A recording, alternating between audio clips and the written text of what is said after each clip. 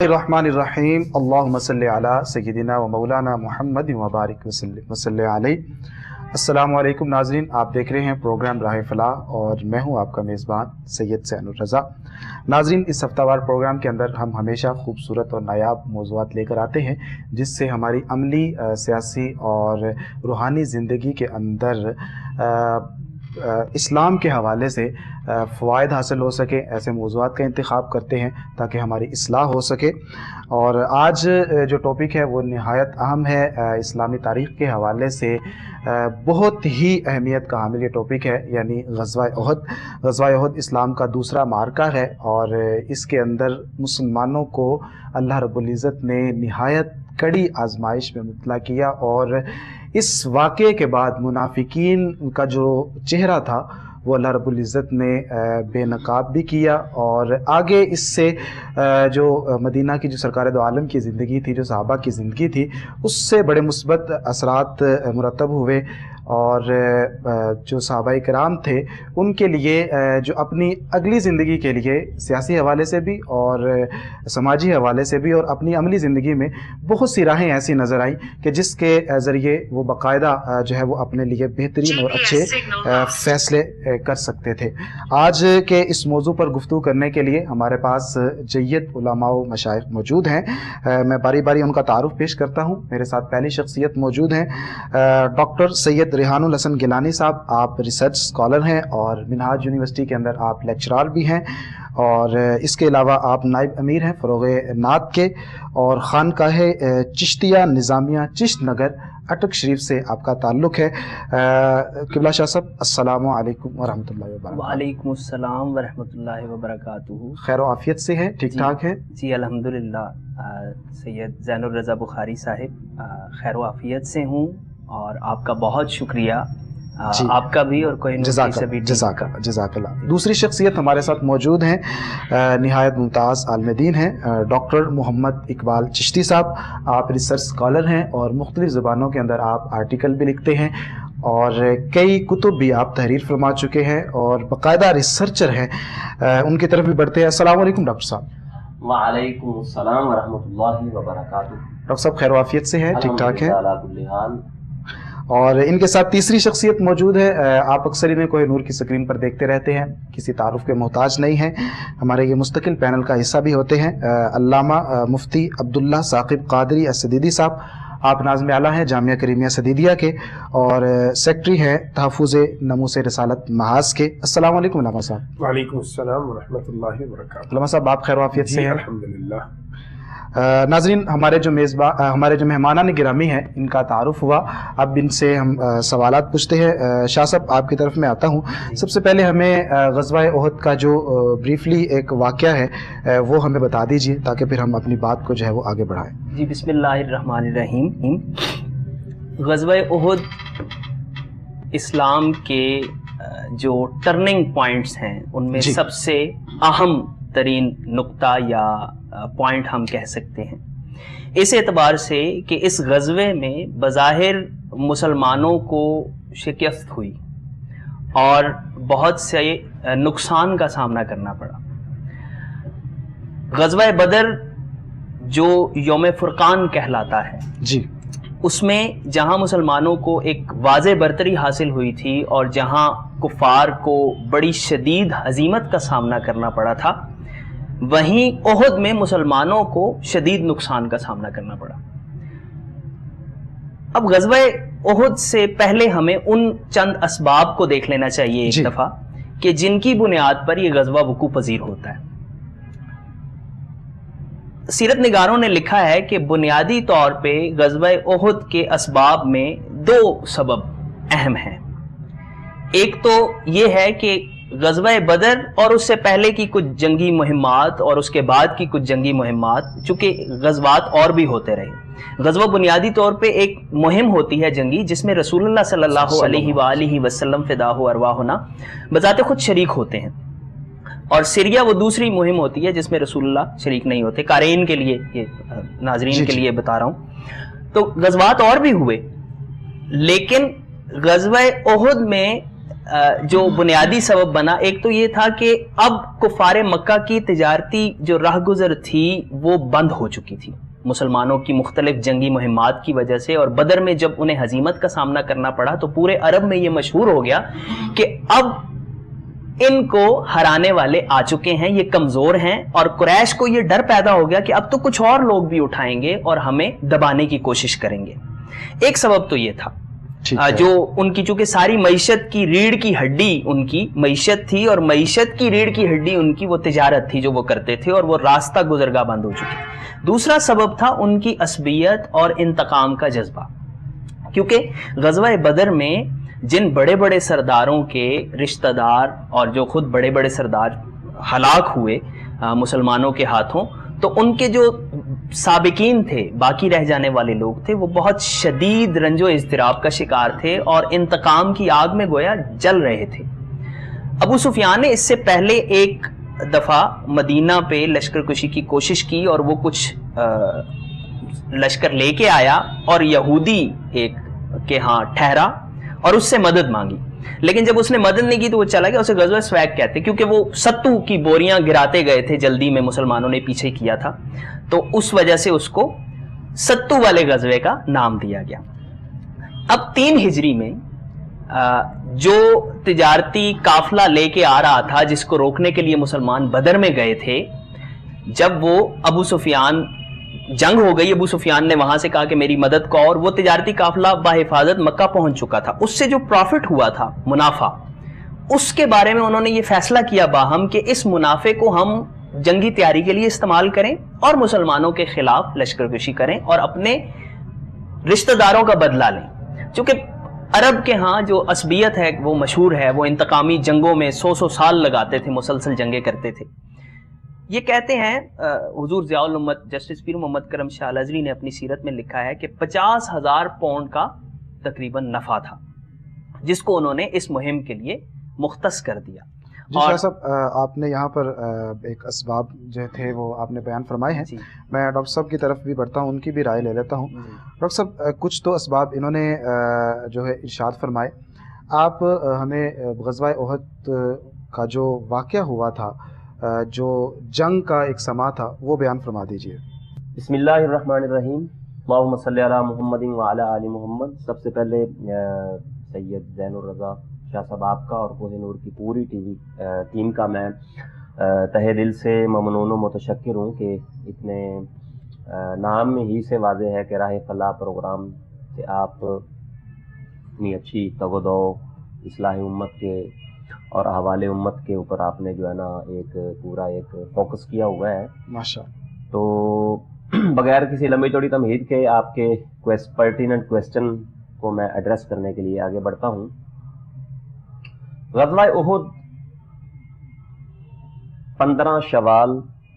اور 3 ہجری کو یہ واقعہ مارز وجود میں آیا، جہاں سے مجھ سے پہلے شاہ صاحب نے کچھ اسباب اور کچھ کازز بیان کی۔ ان میں سے ایک مین وجہ یہ تھی کہ جو کفار جو تھے جو غزوہ بدر میں ہارے تھے، وہ دانت پسپا جن کے ہوئے اور وہ اپنے گھروں کو جو کچھ بچ گئے، بڑے بڑے سردار بھی مارے گئے، تو ان کی اولادوں نے یہ بالکل ٹھان لیا تھا کہ اب جو ہے نا وہ ہم ایک پوری ایک اعلیٰ تیاری کے ساتھ ہم مسلمانوں کو ہم شکست دیں گے۔ بیچ انہوں نے جو ہے نا کچھ سازشی مہمات کا بھی جو ہے نا وہ آغاز رکھا، اور وہ گاہے ان کو جو ہے نا وہ پروموٹ کرتے رہے، لیکن مین یہاں پہ میں عرض کرنا چاہوں گا آپ کے چینل کے توسط سے کہ اسلام اور کفر کے درمیان جتنی بھی شاہ صاحب جنگیں ہوئی ہیں،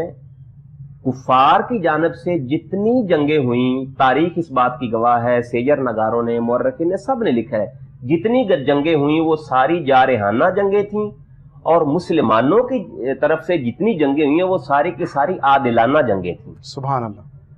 اب مسلمانوں نے جتنی بھی جنگیں کی ہیں، آپ ہسٹوریکل بیک گراؤنڈ کی طرف جب آپ دیکھیں تو اس میں مسلمان اپنا ڈیفینڈنگ پوائنٹ آف ویو جو ہے نا اس میں کرتے نظر آتے ہیں۔ غزوہ بدر آپ لے لیں، غزوہ سویق لے لیں، غزوہ احد لے لیں، جتنے بھی غزوات ہیں ان کو اگر آپ ڈیپتھ میں جا کے ان کی اسٹڈی آپ کریں تو ہمارے پاس ایک نظریہ، ایک ہمارے پاس ایک جو چیز ہے وہ واضح طور پر آشکار ہوتی ہے۔ بنیادی طور پر مسلمان جو تھے ان کو اپنے عقائد کو بچانا تھا اور وہ اپنی فکری ملی جو وحدت تھی اس کے اوپر وہ مجتمع تھے، اس لیے وہ ایک جگہ پہ اکٹھے تھے۔ کفار کے پاس کوئی ماٹو نہیں تھا، کوئی ان کی فکر نہیں تھی، کوئی ان کا زاویہ نگاہ نہیں تھا، اس لیے وہ مختلف قبائل میں بٹے ہوئے تھے۔ اگر کوئی ایک کا کوئی قتل ہو گیا تو وہ دوسری طرف، یعنی کہ ان کا ہار بیسیکلی جب آپ ایک یکجہت ہو کر آپ کسی کے ساتھ جنگ کرتے ہیں یا آپ کسی کے ساتھ مبارزت و مقابلہ کرتے ہیں تو وہ پھر وہ چیز آپ کی وہ طاقت نہیں رہتی ہے۔ جی اب میں اس واقعے کی طرف آ رہا ہوں۔ شاہ صاحب آپ نے جو کوشچن کیا، دیکھیں غزوہ احد جو ہے، احد مدینہ منورہ کے اندر ایک پہاڑ ہے، آپ بہتر جانتے ہیں، اور اسی پہاڑ کے حوالے سے نبی دو عالم صلی اللہ علیہ وسلم نے فرمایا ہے احد جبل یحبنا ونحبہ، یہ ایسا پہاڑ ہے جو ہم سے محبت کرتا ہے اور ہم اس سے محبت کرتے ہیں۔ دیکھیں پہاڑ جو ہے جس کی نسبت نبی دو عالم صلی اللہ علیہ وسلم کے ساتھ ہو جائے، وہ چاہے بے جان چیز ہو، اس کے اندر بھی جو ہے نا وہ ایک سینس پیدا ہو جاتی ہے۔ بے شک۔ اچھا، یہ نبی دو عالم صلی اللہ علیہ وسلم کا یہ معجزہ ہے۔ غزوہ احد جو ہے جب یہ سٹارٹ ہوا تو آگے ہم چل کے مزید عرض بھی کریں گے، وہاں پہ کئی جنگجوؤں نے اپنے اپنے جو ہے نا وہ جنگ کے جوہر دکھائے، تیر اندازی کے جوہر دکھائے، تلواروں کے جوہر دکھائے، اپنی اپنی بہادری کا جو ہے نا وہ لوہا منوایا۔ وہیں پر دو ایسی شخصیات ہیں جو غزوہ احد میں، بلکہ تین ایسی شخصیات ہیں جو سر فہرست ہیں۔ ان میں سے سب سے پہلے نمبر پہ ہے حضرت سیدنا حمزہ بن عبد المطلب ہیں، دوسرے نمبر پہ ہیں مولا کائنات، مولا کل، امام کل سیدنا علی المرتضی بن ابی طالب کرم اللہ وجہہ، اور تیسرے نمبر پہ حضرت عبیدہ۔ ان تینوں ہستیوں کو جب کفار سامنے آئے ہیں تو انہوں نے مبارزت طلب کی ہے، تو نبی دو عالم صلی اللہ علیہ وسلم نے فرمایا کم یا حمزہ، کم یا عبیدہ، کم یا علی۔ ان تینوں چیزوں تینوں ہستیوں کو نبی دو عالم صلی اللہ علیہ وسلم نے خاص کیا اور انہوں نے کفار کے وہ چھکے چھڑا دیے۔ بے شک بے شک۔ اور نبی دو عالم صلی اللہ علیہ وسلم کے پاس آنے والے فرشتوں کو یہ کہنا پڑ گیا کہ جو حمزہ بن عبد المطلب ہیں وہ جب لڑتے ہیں تو ایسے لگتے ہیں جیسے اللہ اور اس کے رسول کا شیر لڑائی کر رہا ہے۔ اور نبی دو عالم صلی اللہ علیہ وسلم کی یہاں پہ میں حدیث کوٹ کرنا چاہوں گا۔ علامہ صاحب سوال لے لیتے ہیں، پھر باقاعدہ اس کا جو ہے وہ آپ سے میں پوچھتا رہوں گا۔ علامہ صاحب بھی موجود ہیں، ان سے بھی ہم رائے لیتے ہیں اس حوالے سے۔ علامہ صاحب آپ نے ابھی سماعت فرمایا کہ اس کے جو اسباب تھے ان پر بھی گفتگو ہوئی، آپ نے بتایا کہ جو سرکار دو عالم صلی اللہ علیہ وسلم کے صحابہ کرام میں جو جذبہ تھا ان میں چند مقتدر صحابہ کرام، تین کا آپ نے نام لیا، تو صحابہ کرام کا اس جنگ کے اندر جو جوش و جذبہ تھا وہ کیسا تھا، وہ ارشاد فرما دیجیے۔ بسم اللہ الرحمن الرحیم والصلاة والسلام علی رسول الکریم۔ بہت شکریہ شاہ صاحب، اتنے خوبصورت پینل میں آپ نے مجھے موقع دیا۔ مجھ سے پہلے قبلہ شاہ صاحب نے اور ڈاکٹر صاحب نے بڑی خوبصورتی کے ساتھ غزوہ احد کا پس منظر اور اس کے جو اسباب تھے وہ بیان فرمائے، اور غزوہ احد کی جو منظر کشی ہے اس کو بھی ڈاکٹر صاحب نے ہمارے سامنے کسی حد تک پیش فرمایا۔ میں اسی بات سے روشنی لیتے ہوئے آگے بڑھوں گا۔ صحابہ کرام رضوان اللہ تعالی علیہم اجمعین وہ ہستیاں ہیں جن کے بارے میں خود قرآن مجید نے یہ فرمایا، ان اللہ اشتری من المؤمنین انفسهم واموالهم بان لهم الجنہ یقاتلون فی سبیل اللہ فیقتلون ویقتلون وعدا علیہ حقا فی التوراۃ والانجیل والقرآن۔ یہ تو ان کے جذبے کا بیان ہو گیا کہ وہ اپنے آپ کو بیچ چکے تھے، ان کے لیے یہ جان رہ جائے یہ جان چلی جائے، یہ دونوں چیزیں ان کے لیے سعادت تھیں، اس لیے وہ بڑے جذبے کے ساتھ میدان میں نکلتے تھے۔ میں اسپیسیفکلی ایک چیز جو حضرت ضیاء الامت علیہ الرحمہ، چونکہ شاہ صاحب نے قبلہ پیر صاحب کا حوالہ کوٹ کیا، تو سیرت کے اوپر میں سمجھتا ہوں قبلہ پیر صاحب کو اللہ رب العزت نے جو اتھارٹی دی ہے، جو کمانڈ دی ہے، اور جس خلوص کے ساتھ آپ نے لکھا ہے، پڑھنے والا جب پڑھتا ہے تو اس کے رونگٹے کھڑے ہوتے ہیں، بالکل وہ جس خوبصورتی کے منظر کے اندر چلا جاتا ہے۔ بالکل ایسے ہی آپ نے ضیاء النبی میں یہ واقعہ بیان فرمایا کہ عبداللہ ابن جاش رضی اللہ تعالیٰ عنہ، آپ نے ایک ساتھی کو کہا کہ آئیے ہم دونوں دعا کرتے ہیں۔ یہ احد شریف میں جنگ شروع ہونے سے پہلے کی بات ہے۔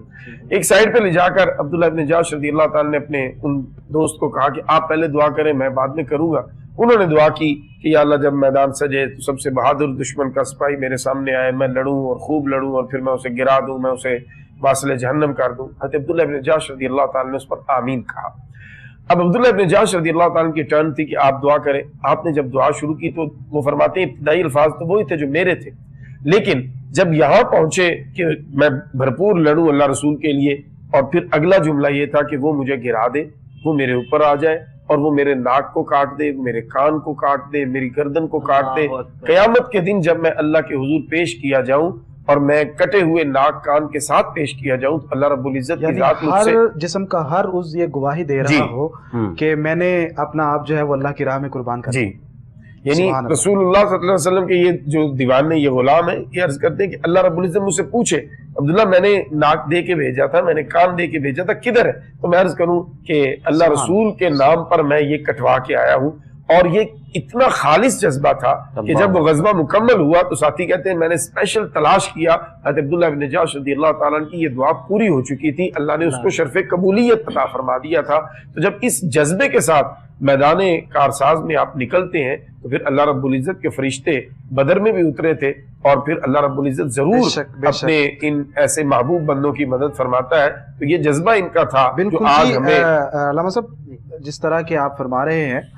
اسی طرح خواتین کا بھی جو کردار تھا وہ بھی بڑا قابل تعریف تھا۔ شاہ صاحب سے پوچھتے ہیں کہ خواتین نے کس طرح کردار ادا کیا تھا، جس طرح کہ حضرت ام سلیت ہے، حضرت ام عائشہ ہے، سیدہ کائنات سلام اللہ علیہ ہے، اور شخصیات ہیں، انہوں نے بڑا بھرپور کردار ادا کیا۔ جو زخمی تھے ان کو پٹیاں باندھ رہی تھی، تو اس حوالے سے آپ کیا فرمائیں گے؟ اور ساتھ یہ بھی بتائیے گا کہ اب اس وقت جنگ تھی تو خواتین اپنے حساب سے کردار ادا کر رہی تھی، آج کے دور میں بھی چونکہ آپ کا تعلق فلسفے سے ہے اور آپ باقاعدہ ایک استاذ بھی ہیں، اور یہ جس طرح کے ہر محاذ پر آپ دیکھیں کہ ہمارے خلاف جو طاغوتی طاقتیں ہیں وہ جنگ کر رہی ہیں، اسلام کو نیچا دکھانے کی کوشش کر رہی ہیں، آج کی جو خواتین ہے، پرانی جو ہماری خواتین تھی صحابہ کرام میں جو شامل تھی، ان سے تعلیمات اخذ کرتے ہوئے آج کی خاتون کیا کردار ادا کرے کہ اسلام کی جو سربلندی کا علم ہے وہ اور زیادہ اونچا ہو سکے؟ بہت شکریہ شاہ صاحب، بہت اہم سوال آپ نے کیا، اور اس نقطۂ نگاہ سے ہم سبھی دین کے طالب علموں کو سوچنے اور سمجھنے کی ضرورت ہے۔ میں مختصراً عرض کرتا ہوں کہ غزوہ احد میں دیگر خواتین جہاں شریک ہوئیں، وہاں ایک خاتون صحابیہ ایسی ہیں جنہیں امرات احد کہا جاتا ہے، یعنی انہیں ہم غزوہ احد کے نام سے جانتے ہیں، جیسے سیدہ زینب کبریٰ سلام اللہ علیہا کو بطلۃ کربلا کہا جاتا ہے۔ وہ ہیں ام عمارہ، نصیبہ بن کعب ان کا نام تھا، اور یہ حبیب بن زید کی والدہ ہیں، اور یہ حبیب بن زید وہ ہیں جنہیں ہم پہلا شہید ختم نبوت کہہ سکتے ہیں، کہ مسیلمہ کذاب کو جب رسول اللہ صلی اللہ علیہ وسلم نے قاصد بھیجا تو وہ یہی تھے، اور مسیلمہ کذاب نے ان کے جسم کے ٹکڑے ٹکڑے کیے اور ان سے کہا کہ تم مجھے نبی مانو، لیکن آپ نے نہیں مانا۔ اور یہ ام عمارہ کا کردار یہ تھا کہ وہ باقی خواتین کی طرح جہاں ڈیوٹی لگی، سیدہ فاطمہ الزہرا سلام اللہ علیہا وہاں تھی، سیدہ عائشہ صدیقہ اما عائشہ رضی اللہ تعالی عنہا وہاں تھیں، حضرت صفیہ جو حضرت حمزہ کی سگی بہن ہے ایک ہی والدہ سے، وہ بھی وہاں تھیں۔ اور ام عمارہ کہتی ہیں کہ میں پانی مختصراً زخمیوں کو پانی پلا رہی تھی کہ اچانک مجھے رسول اللہ صلی اللہ علیہ وآلہ وسلم گھرے ہوئے دشمنوں میں دکھائی دی۔ اب یہ وہ وقت ہے جب حضرت جبیر بن مطعم کے زیر نگرانی جو 50 تیر انداز جبل رماد، جسے جبل عینین کہتے تھے، 2 چشموں والا پہاڑ تھا چونکہ وہ، وہاں رسول اللہ نے پہلے متعین کر دیے تھے۔ اب یہ غزوہ بدر کے اس کے واقعے کے تسلسل میں بات آ رہی ہے، لیکن کرنا ضروری ہے تو یہ بتا دیا جائے کہ یہ واقعہ ہوا کیوں، وہ کیفیت بیان کرنی ضروری ہے جہاں پہ ام عمارہ نے وہ عمل کیا یا فیل کیا۔ جب رسول اللہ نے ان کو فرمایا تھا، حکم دیا تھا کہ اگر تم ہمیں یہ دیکھو کہ ہمیں کوے اچک کے لے جا رہے ہیں، یا تم ہمیں دیکھو کہ ہمیں قتل کیا جا رہا ہے، تو تم نے اپنی جگہ سے نہیں ہٹنا۔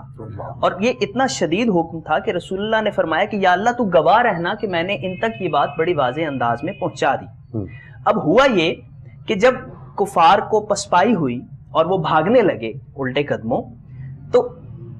تیر انداز 40 تیر انداز وہاں سے اتر گئے. حضرت عبداللہ بن جبیر کی زیر نگرانی صرف 10 وہاں باقی رہ گئے, اور اکرمہ اور خالد جو بعد میں دونوں مسلمان ہو گئے جی, ان دونوں نے حملہ کر دیا. یا للعزیٰ یا للمنات کہتے ہوئے انہوں نے ہلا بول دیا, اور وہ جنگ کا پاسا پلٹ گیا, چرخہ الٹا چلنے لگا. رسول اللہ صلی اللہ علیہ وسلم پر گھیراؤ کر لیا سب نے, اور شیطان نے وہاں یہ خبر مشہور کر دی کہ نعوذ باللہ سرور انبیاء سرور رسولاں صلی اللہ علیہ وآلہ وسلم شہید ہو گئے ہیں جی. اب اس کیفیت میں مسلمانوں کی جو حالت ہوئی سو ہوئی. ہم وہاں 2 قسم کے گروہ دیکھتے ہیں. ایک وہ ہیں جو الٹے پاؤں بھاگ رہے ہیں کہ اب رسول اللہ نہیں رہے تو ہم نے کیا کرنا ہے سارے کچھ کو, اور کچھ لوگ ایسے ہیں جو کہتے ہیں رسول اللہ نہیں رہے تو ہم نے زندہ رہ کے کیا کرنا ہے, آؤ اللہ تو باقی ہے نا, اللہ کے نام پہ ہم جہاد کریں. اور وہ وہی لوگ تھے جیسے وہ قبلہ نے فرمایا کہ حضرت عبداللہ بن جہش جیسے لوگ تھے, سیدنا علی المرتضیٰ کرم اللہ وجہ الکریم جیسے لوگ تھے, سیدنا ابو بکر صدیق, سیدنا عمر فاروق, سیدنا طلحہ, سیدنا ابو عبیدہ الجراح جیسے لوگ تھے. تو ام رماد کہتی ہیں کہ میں نے وہ مشکیزہ چھوڑا, تلوار نکالی اور میں لپکی رسول اللہ کی طرف, اور وہاں پہ پھر رسول اللہ کے دائیں بائیں آگے پیچھے ام رماد نے کیا کیا, اور ام عمارہ نے کیا کیا, نصیبہ بن کعب نے کیا کیا کہ رسول اللہ نے فرمایا. آپ دیکھیں ٹریبیوٹ دیکھیں کہ رسول اللہ ان کو ان کے اس عمل کو کیسے خیر کا عمل فرما رہے ہیں اور کیسے یاد کر رہے ہیں. رسول اللہ فرماتے ہیں کہ میں اس روز جہاں دیکھتا تھا مجھے ام عمارہ دکھائی دیتی. سبحان. اب ایک لائن آیا اور اس نے رسول اللہ پہ حملہ کرنے کی کوشش کی تو یہ آگے بڑھی اور وار کو اپنے اوپر لیا, تو ان کی یہاں سے گردن کا گوشت اڑ گیا. پھر آپ اس نے ڈبل زرہ پہنی ہوئی تھی. اور یہاں ایک اور بات بھی عرض کرتا چلوں کہ احد کے دن رسول اللہ صلی اللہ علیہ وآلہ وسلم نے 2 زریں پہنی تھی جی. اس کی وجہ یہ تھی کہ آپ صلی اللہ علیہ وآلہ وسلم نے ایک خواب دیکھا تھا کہ میں ایک گائے ذبح کر رہا ہوں, اور میرے آپ نے فرمایا یہ جمعرات کا واقعہ ہے کہ جمعرات کو آپ نے خواب دیکھا اور جمعے کو بیان فرمایا, اور ہفتے والے دن یہ مارکا ہوا. تو وہ خواب تھا کہ اس میری تلوار کے دندانے بن گئے ہیں جی. اور میں نے ایک گائے ذبح کیا. تو آپ نے فرمایا کہ اور پھر یہ کہ میں نے اپنی زرہ میں ہاتھ ڈالا ہے. تو آپ نے فرمایا کہ اس کا مطلب یہ ہے کہ میرے صحابہ شہید ہوں گے, اہل بیت میں سے بھی ایک فرد شہید ہوں گے, اور ہمیں مدینہ المنورہ میں یعنی قلعہ بند ہو کے جنگ کرنی چاہیے, گوریلا وار کرنی چاہیے. آپ کی رائے آ چکی ہے. میں ڈاکٹر صاحب کی طرف بھی بڑھتا ہوں. ڈاکٹر صاحب, جس طرح ابھی غزوہ احد کے اندر سرکار دو عالم صلی اللہ علیہ وسلم پر بھی حملہ ہوا, اس کے علاوہ جو ایک دستہ متعین تھا پہاڑ کے اوپر ان پر بھی حملہ ہوا, 70 صحابہ کرام کو شہادت نصیب ہوئی. قرآن پاک اس حوالے سے سورہ آل عمران کی آیت 167 اور 165 یہ موجود ہے, تو میں اس کا ترجمہ پیش کر دیتا ہوں کہ اس میں یہ جو مصیبت ہے, بلکہ میں بالکل اسی کی طرف آتا ہوں کہ قرآن پاک میں فرمایا گیا کہ قل ہوا من عند انفسکم, یہ جو بھی تمہیں تکلیف پہنچی ہے, پریشانی پہنچی, یہ تمہاری طرف سے تھی. تو ایک یہ بھی پوائنٹ ہے, اور دوسرا اگلی آیت کے اندر فرمایا کہ وَلِيَعْلَمَ الْمُؤْمِنِينَ کہ اللہ تعالیٰ یہ چاہتا تھا کہ وہ مومنین کو جان لے. اس آیت سے جو مفاہیم اخذ ہوتے ہیں وہ بھی ہمیں بتائیے گا, اور یہ جو مصیبت کے حوالے سے جو بتایا گیا ہے, کیا کوئی یہ کہہ سکتا ہے کہ معاذ اللہ کہ صحابہ اکرام نے سرکار دو عالم صلی اللہ علیہ وسلم کی بات کو پسے پوچھ ڈالا یا وہاں پر توجہ نہیں کی؟ کیا ایسا رویہ رکھ سکتے ہیں؟ اس حوالے سے بھی رہنمائی فرمائیے گا. بڑا سیدھا آپ نے سوال کیا, اور بغیر کسی کنفیوژن کے, بغیر کسی دوسری رائے کے میں اس کا سیدھا ہی جواب دوں گا. آپ نے 2 سوال کیے, دوسرے سوال کو میں مقدم کر دیتا ہوں, ٹھیک ہے, اور پہلے سوال کو میں مؤخر کر دیتا ہوں. آپ نے جو سوال کیا کہ کیا ہم یہ کہہ سکتے ہیں کہ رسول اللہ صلی اللہ علیہ وآلہ وسلم کی ذات اقدس, جن کا کہنا ماننا ہر مسلمان جو کلمہ گو ہے اس کے اوپر فرض اور واجب ہو جاتا ہے, اور پھر حضور علیہ الصلوۃ والسلام ایک امر فرما رہے ہیں, کسی چیز کے اوپر متعین کسی چیز کو کر دیا ہے, تو کیا وہ اس کی حکم عدولی ہم اگر کوئی بندہ اس سے کوئی ادھر ادھر ہوتا ہے, صرف نظر کرتا ہے, تو کیا وہ حکم عدولی میں کاؤنٹ ہوگا؟ تو بڑے ہی ایک سیدھا سا جواب ہے. دیکھیں, جب حضور علیہ الصلوۃ والسلام نے فرما دیا کہ تم نے, اور مورخین نے یہ لکھا ہے, سیرت نگاروں نے یہ لکھا ہے, میری کوئی اپنی ذاتی رائے نہیں ہے. یہ الگ بات ہے کہ کسی کی آنکھوں سے یہ بات گزری ہو یا نہ گزری ہو, تو مورخین نے باقاعدہ یہ لکھا ہے کہ اگر جن کو صحابہ کو نبی دو عالم صلی اللہ علیہ وسلم نے اس جگہ پہ اس درے پہ مقرر فرمایا تھا کہ وہاں پہ تم نے نہیں ہٹنا چاہے کوئی بھی سما ہو جائے. اب دیکھیں نا نگاہ نبوت دیکھ رہی ہے شاہ صاحب جی جی کہ نبوی نگاہ تو یہ دیکھ رہی ہے نا کہ یہ ایشو ہونا ہے, اس کے باوجود حضور علیہ الصلوۃ والسلام نے ایسے سمپل نہیں فرمایا کہ یہاں سے تم نے نہیں ہٹنا, نہیں, آگے ساتھ میں تاکید بھی فرمائی ہے جو کچھ مرضی ہو جائے, بھلے ہم مال غنیمت لوٹ رہے ہوں یا کوئی بھی سما ہو جائے, تم نے یہاں سے نہیں ہٹنا, آپ نے یہ جگہ نہیں سرکار دو عالم صلی اللہ علیہ وسلم کی جو بصیرت ہے اس کا بھی ادراک ہے کس قدر نزاکت ہے آپ صلی اللہ علیہ وسلم میں وہ عرض کر رہا ہوں جی جی کہ اب ظاہری طور پر تو انہوں نے صحابہ سے جو ہے نا یہ چیز جو ہے نا اب یہاں لوگ جو ہے نا وہ کرتے ہیں, دیکھیں یہ اللہ اور صحابہ اور رسول اللہ صلی اللہ علیہ وسلم کا معاملہ ہے, لیکن وہاں سے حکم عدولی تو ہوئی ہے, یہ ایک بالکل ایک پڑھی ہوئی بات ہے اور لکھی ہوئی بات ہے, کتابوں کے اندر ہے. اور مورخین نے یہاں پہ بھی یہ لکھا ہے کہ اگر صحابہ کرام حضور علیہ الصلوۃ والسلام کی جن کو مقرر وہاں پہ کیا ہوا تھا, متعین وہاں پہ کیا ہوا تھا, اگر نہ کرتے حکم عدولی یا وہاں پہ نہ ہٹتے تو جنگ جیتی ہوئی تھی جناب شاہ صاحب, جنگ مسلمان جنگ جیت چکے تھے, ٹھیک ہے. اب یہ جو ایک اچانک سے ایک جنگ کے اندر جو ہے نا وہ غزوے کے اندر ایک پورا ایک ٹرننگ پوائنٹ آ گیا, یہ بیسیکلی ایک وہ چھوٹی سی جو کوتاہی ہوئی یا ایک حضور علیہ الصلوۃ والسلام کے حکم سے ہم صرف نظر جو ہے نا وہ ہوا دوسرے سوال کی طرف بھی, تو وہ اللہ تبارک و تعالیٰ نے یہ بیان کر دیا کہ دیکھو چھوٹے ایک حکم سے, چھوٹا تو حکم ہو ہی نہیں سکتا, ایک حکم سے اگر تم نبی کے ایک حکم سے اگر تم ادھر ادھر ہو جاؤ تو جیتی ہوئی جنگ جو ہے وہ شکست کے اندر تبدیل ہو سکتی ہے اور وہ ہزیمت کے اندر تبدیل ہو سکتی ہے. مسلمانوں نے ڈیفینڈ تو کر لیا تھا لیکن ایک بھاری ایک نقصان ہو گیا تھا جس میں سیدنا میرے حمزہ کو بھی جو ہے نا جام شہادت نوش کرنا پڑا. پھر جناب اتنا 70 کے قریب جو ہے نا وہ صحابہ کرام نے جام شہادت نوش کیا, اور پھر یہ ایسا نقصان تھا شاہ صاحبان کہ جس کی جو ہے نا وہ تلافی نہیں ہو سکتی تھی. اور پھر اس کے اندر پھر آگے جو